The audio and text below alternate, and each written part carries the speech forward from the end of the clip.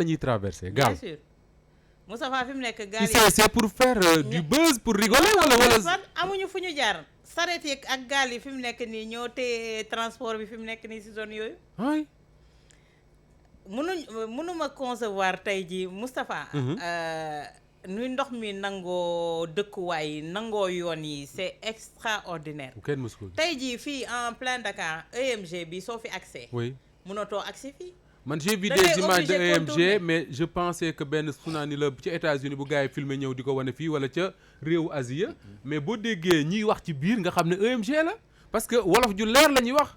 naan allahu akbar xoolal pour nga accès allahu akbar da ngay obligé contourner xam nga fan ngay jaaree. oui HLM Corniche ba.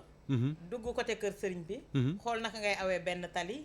fël la pour ñëw Derklé wala nga ñëw côté Walfadjri fu DJ yu xam munoo wàccee fi nga xamante ne buntu kër DJ yu ngay romb ma ngoog foofu ngay contourner mais EMG fi mu nekk nii mooy li ma waxoon xam nga bi parc bi inondé dafa am tuyau yu mag la ñu branché ci parc bi mu traversé tali boobu yëpp ñëw romb pour ñëw si zone de captage pour libérer parc bi waaw loolu nag day créer embouteillage fatt li nga xamante ne moo di yooni te zone de captage su feesee day déversé wu ci autoroute bi fël la ji fi nga xamante ne moo di Bellevue loolu mooy indi image yooyu nga xamante ne moom ngay gis cette voie devient impraticable ba muy taw ba muy sëwét ñu koy pompe di ŋàccee soo demee léegi nii yónnil sa caméra mu dem ñu ngi ŋàcc tuwe baa ngi foofu jóge parc Hann traversé tali bi yëpp nga gis ko nii sapeur yi taxaw policiers yi taxaw alors kenn du dem kenn du dikk est-ce que concevable tey Sénégal muy taw Moustapha activité yëpp arrêté ci dëkk boo xam te ne dañ ne dafa ndóol yëpp arrêté c'est ñetti fan yëpp arrêté dëkk bi amul dem amul dikk nit ñi mënuñu liggéey da ngay am ngor donc am jom rek moo lay tax a jóg génn ne yaa ngi liggéey ak désagrément yi muy causé ak peur bi ngay àndal sooy traversé ndax fii amul benn matuwaay guñ jël dégg nga fi électrocution mais justement dégg nga nit ñu lab oui ñu ñëw après ci discours président Macky Sall ca Arabie Saoudite bi mu nekk lan la wax lu mu wax ne ñun Sénégalais war nañu xoolaat suñu bopp grave moo wax loolu Moustapha man soo leen amoon kii bi ngeen tegaat ko man dama koo dégg dama choqué ñun Sénégalais non moom non franchement moom moo war a xool boppam Moustapha man bi ma waxee xamal bi mu waxee loolu man loolu moo ma njëkk ne tilt dans ma tête ñun Sénégalais dañu war a xool suñu bopp teg ci ne ñun ñoo dem dëkk fu yoonu ndox nekk ay waa ji ñun ñoo ko jox suñu bopp ay waa ji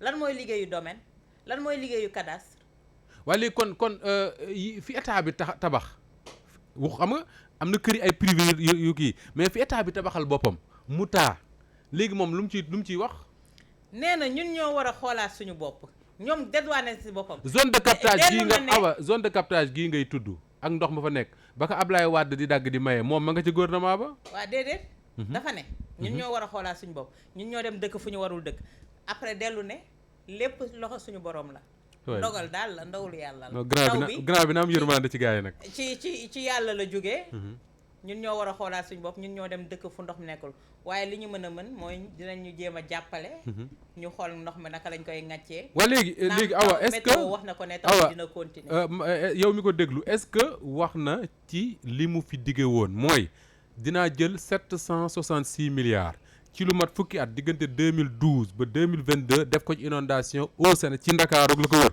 su ma ci paree inondation bu fi jeexul it dina fi wàññeeku lool est-ce que wax na ji moom dafa ne dina lancer waat beneen plan décennal dese quoi non parce que moom pour moom ñun dañuy non alors buñ duree jàmm sama xel a ngi ci waa Touba Mbacké yooyu la di ñu déglu waa marché Ocass ñooñu dañuy wax souvent ci waa Ndakaaru ñoom aussi li dal Ndakaaru mooy dal bu tawee amatuñu lu ñu mën a def ndax te loolu mi ngi am ci moment boo xam ne on s'achemine tout droit vers le Magal de Touba nga xam ne tey kër yu bari ndox mi nangu na ko maa ngi koy wax keroog dal yi fu nit ñi mën a jaar mais fii ci Ndakaaru Pape leneen li nga xam ne moo inquiété ñu baree bari awa bi nga koy wax sànq mooy bu dee taw ñu bari dootuñu nangoo génn pourquoi parce que génn Dakar bu dee taw tu es en danger am na ñu faatu ci ndox mi xale yu lab xale yoo xam ne courant moo leen laal mënoon na dal ci ku ne mën ngay dawal oto ndox mi nangu ko gis naa ci plusieurs jument des gens yoo xam ne oto la ñuy dawal ba dañuy obligé génn daw ndox mi jël oto bi yóbbu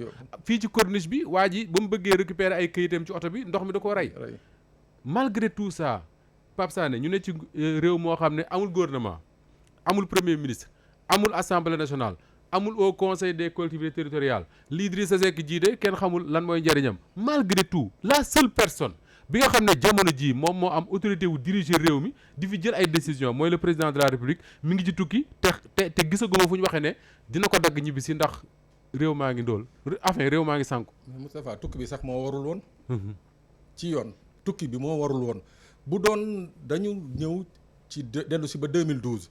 ba nga xam ne moom la ñiy fàttali nag 2012 dafa daggoon voyage am. waaw dafa tukki woon mu dagg ko ñëw.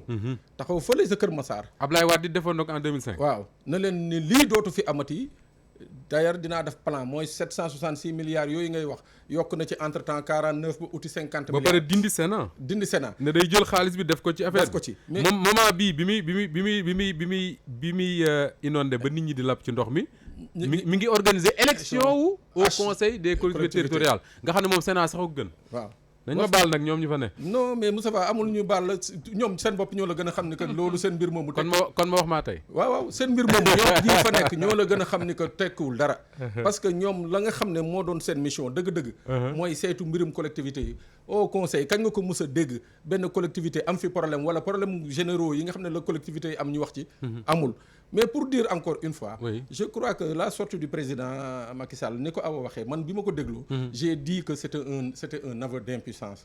mooy maanaam la ma doon wax ni que en fait xam nga nit ki da ngay dem ba ñëkk. moom nag yaakaar naa dafa ñëkk. dafa dem ba xam ne fu mu nekk nii la mu diggee woon ak sénégalais yi ak li mu ci dugaloon yëpp affaire bi sottiwul. Et il s'est rendu compte à travers le rapport de la commission d'information de l'Assemblée que ñii nga xam ne ñooñu la joxoon pour ñu liggéey 766 milliards yi lekk nañ ko mais comme dafa nekk ci logique wala taw wax ko ci kaw rapport bi li mu wax mooy lekk nañ ko parce que boo ko liiree li rapport u député yooyu expliqué amul leneen noo ko mën a qualifier lu lekk nañ ko te comme dafa nekk tey jii ci logique troisième mandat moom troisième candidature donc ñooñu ko lekk du leen topp xanaa kay peut-être que ñooñu bu prochainement bu jotee bu sampee ndëndëm ñooñu génnee seen i gafa jàppale ko pour mu ngoog moo tax bu demee ba naan day tegaat un nouveau plan décennal keroog fii la toog je crois que c'était sur l'édition du soir ma ne leen man lenn moom dina ma jaaxal mooy que je suis sûr et certain que plan décennal bi nga xam ne toll na tey jii ci mujjantal ci fi mu yem mooy 10 ans yi du ñu mus a toog ba président de daf nañu évaluation lii ak lii moo ci am. mais justement en parlant d'évaluation Pape Sané Awa Diop Ndiaye man li ma jaaxal mooy bu fekkee ne plan décennal bi dañu dem 10 ans après xam nga mën nañu évaluer koppar yeeg yëpp. mais est-ce que am na benn quartier ci Dakar ak banlieue am wala benn commune ci Dakar ak banlieue am boo xam ne mën nga fa dem dëgg sa tànk ne fii de y a 10 ans da doon taa ren jii taawul te plan décennal bi moo ko waral est-ce que am na man boog maa ngi déglu di seetaan mais dégguma ko ma ko wax. man de damay jël référence su Kër Massar rek. Kër Massar la ko waxee woon. fa la mbir ma xewee. fa la ko waxee woon Kër Massar rek boo jëlee exemple ci Kër Massar rek moo lay wan ni que la ñu wax ci plan décennal bi yëpp boo demee Kër Massar rek dana ko illustrer mooy maanaam gabegie bi. ak mbuxum bi ak corruption ba nga xam ne nañu def ci plan décennal boobu. beneen affaire bi nga xam ne Moussa il faut que ñu soulever ko. boo ko waxee nag ñu ne da nga yeb armée gi da nga yeb kii bi. waaw Moustapha yëpp kay amu ci dañuy wax suñu dëgg rek. mënuñu am ay militaires yi nga xam ne la majeure partie du temps.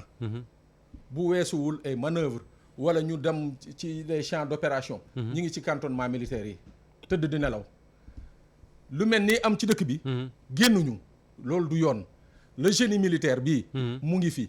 yore assez de machines assez de moyens. ñoom Pape duñ génne seen bopp njiitu réew mooy digle. waaw mais Moussa Ba. njiitu réew moo ne suñu ne plan Orsec ñooñu ñëpp mais plan Orsec bi ils sont sous la responsabilité du ministre de l'intérieur. waaw ministre de l'intérieur. waaw ak ministre des forces armées. ak seen patron direct muy le chef de l'État. ñoom ñoo mën a décider ne soldats yi génn ne sapeurs yi génn et cetera mais sapeurs yi soldats yi alkaati yi mënuñu toog rek génn ci mbedd mi. non naan dañuy dindi ndox. mais Moussa Ba. oui tey jii le ministre de l'intérieur. Antoine parce que Pape xam nga li wax nii dafa am solo parce que boo demee États-Unis par exemple da ngay seetaan ci télé yi su fekkee dañu annoncé yu mel nii dafa am seen kii boo xam nu ñu koy woowee daal seen soldats yooyu am garde nationale waaw ñoom ñëpp ngay gis ñu jugandoo sol seen t-shirt yooyu ak seen i pantalon yi commencé ne ci ndox mi ne ci di protéger yenn kër yi ak affaire yooyu def lu ñu mën mais fii Sénégal tu as l'impression que ni dañ seetaan population yi ak ndox mi rek ne leen dem leen yàllaa ngoog may laajte ndax plan Orsec la ñu wax parce que soo nee plan Orsec Moustapha corps yëpp dañu war a concourir à venir en aide à la population. mais c'est Justement, mais li ñu pardon. déclenché lii est-ce que plan Orsec la kon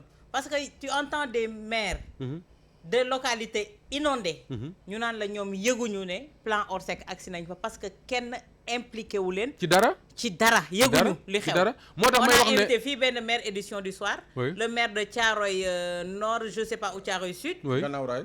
qui le disait sur le plateau oui te zone mooy Ablaye Diop je pense. inondé à volonté oui. nee na moom yëgul ne plan Orsec déclenché nañ ko dans sa zone.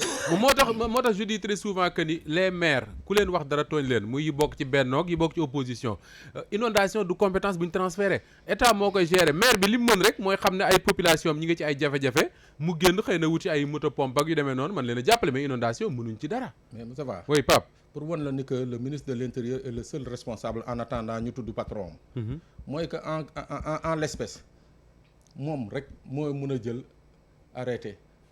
soumettre ko pour réquisition aux forces li Awa wax. mais pour exemple nañ ne waa Yewwi Askan ngi meeting bu ñu tere fële wala ñoom Guy Marius Sagna ñi ngi tenir fay benn point de presse bu ñu tere. oui alkaati yëpp ay ñëw. alkaati ak gendarmerie yëpp c'est-à-dire en moins de 5 minutes. dana signer réquisition yi ko war yëpp. ba alkaati ak gendarme yi génn. parfois damay comprendre lan moo tax suñu population yi ñuy am nu ñuy xoolee alkaati yi bi inondation yi baree noonu. dama ne ci benn embouteillage ñëpp bloqué kenn mënul dem parce que tali bi kenn mënul wàcc. ma gis benn auto police ay policiers nekk ci ñu toog ci biir de di daw ba agsi ci nit ñi fi nit ñi feesee ma naan sama xel très bien policiers yi moom bu ñu ñëwee léegi ñu arrangé fii ku nekk dem mais xam nga awoon nu policiers yi def dañoo ñëw bu fi affaire bloqué ñu xaaj la lépp ba am fu ñu jaar ñoom daat fay jaal continuer dem. dem seen yoon. et pourtant bu ñu fa taxawoon 10 minutes ils règlent le problème ñëpp dem doxi seen soxla. mais Moussa Ba da ngay xool fii ci Covid bi mu amee. bañ fi génnee alkaati yeeg militaires yeeg gendarme yi ci mbedd bi. mais réglé wuñu dëkk bi. waaw kon nag bu ñu bëggee régler inondation yi dañ koy régler. dañu waxante dëgg. waaye au moins ñu libérer yoon yi. voilà en tout cas su ko mais justement Awa Diom Ndiaye est-ce que bu ñu accès à cette situation là yaa ngi wax ne bu ñu waxee plan Orsec dafa war a am synergie des forces mais tey est-ce que le fait que disons-le comme ça rek amuñu gouvernement amuñu premier ministre posé wul une coordination de l'action gouvernementale su fekkee ne finalement le pauvre Antoine Diome moom rek ngay gis sur le terrain et personne d'autre. Moussa Ba amul le pauvre Antoine de il ne fait que son travail. Oui, il ne fait que son travail. Il le fait bien ou pas nag. Attendons de voir les résultats sur le terrain. Tey jii yaa ngi naan absence de gouvernement mais ça fait un bon bout de temps ba nga xamante ne les ministres. Depuis kañ nga déggoon ñu ne la conseil des ministres boobu Macky Sall remercié woon na leen. waaw ne leen il faut expédier les affaires courantes en attendant. En attendant. oui jëlañ na de ñoom. waaw. boobu ba léegi te man li ma jaaxal moom dafa am lu mu taxawaloon teg ko moo doon fast track. C'était pour baral mbir yi pour affaire yi dox tegu sur les rails. Mais depuis lors au lieu mu bar dafa ralentir low track la ñu gisuñu fast track. wallaay.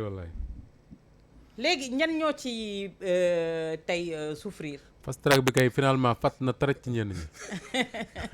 low track la loo xamante ne pas de torti xawma de caméléon lay doxee. loo xamante ne dara doxatul tout stagne. Et en ce moment tey ñun dañ doon gis su yenn njombe amee ci sa réew sa population di trinquer tu es à leur côté di leen prêter main forte même bu fekkee ne saafara yëpp nga dalal leen. dem ci zone yooyu sax xool leen mais wax ma. si ban inondation le Macky Sall gëj a wàcc sur le terrain dem xool ces zones là. wax ak ñi nga xamante ne ñoo di acteurs yi même bu ko xoolulee. mu taxaw woote des réunions yoo xamante ne loolu rek moo koy tax a jug. pour diligenter les trucs. boobu ba léegi est-ce que am na. gisuma ko de. pourtant daana fi def jokkoo ak Macky de. jokkoo quoi jokkoo ak Macky mooy déedéet ma ne. bi mu ko ñoree moom daana def jokkoo ak Macky di seeti booy Kër Massar. pour soigner son image. waaw mais léegi population yi soxlaa ñu jokkoo ak ñoom mooy moment bi. mais tey Moustapha yaa ngi koy wax bi ngay door. nga ne anamu déggoo fenn fu mu ne je vais écourter. oui. nekku fi. gisuma ko. ñun gisuñu kenn koo xamante ne tey jii jël na la télévision nationale sax adressé un message boo xamante ne bu am benn portée bi. pour wax ak ñi nga xamante ne ñoo di askan wi. oui. parce que askan woowu tey jii joxoon la lépp ne la yow a askan woowu suñu nekkee ci jafe-jafe xanaa di nga taxaw sax ne leen massa. wallaay.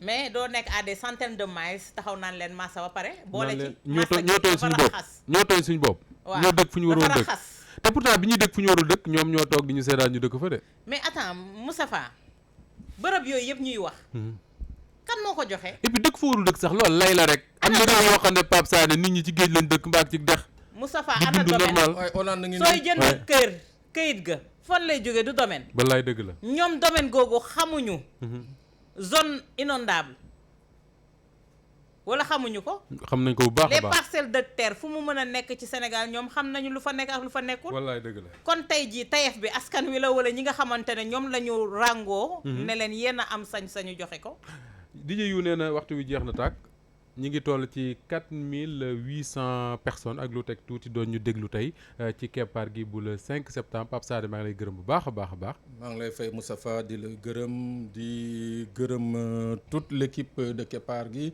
di ñaan Pape Matar yàlla sunu borom fëgg boppam mu gaaw dellu si incha allah waaw di jox dig daje sunu followers yi li Awa Diop di bañ suba incha allah awa ñu ngi lay jaajëfal bu baax Moustapha maa ngi lay jaajëfal bu baax di jaajëfal rawatina ñi ñu doon teewlu rawatina ci biti réew les Sénégalais de la diaspora ñu leen di jaajëfal bu baax di jaajëfal équipe technique bi nga xamante ne ñoom la ñu àndaloon bu suba ak jàmm incha allah bu fekkee ne Pape yàlla may na ko mu mën a ñëw ci jàmm yàlla na ñëw su fekkee ne mënu ko tamit ñu dajawaat fi ñun ñett assuré waat keppaar gi ak mbokk yi nga xam ne yëpp ñoom ñoo ci ànd ñii di ñu dégloo ci 99.0 ak ay bànqaasam yi na ci biir réew mi ñii di ñu dégloo sur la chaîne YouTube Walfadjri TV Rahim Lo moo ci newoon mbokk jërë ngeen jëf léegi-léegi le journal de 17h.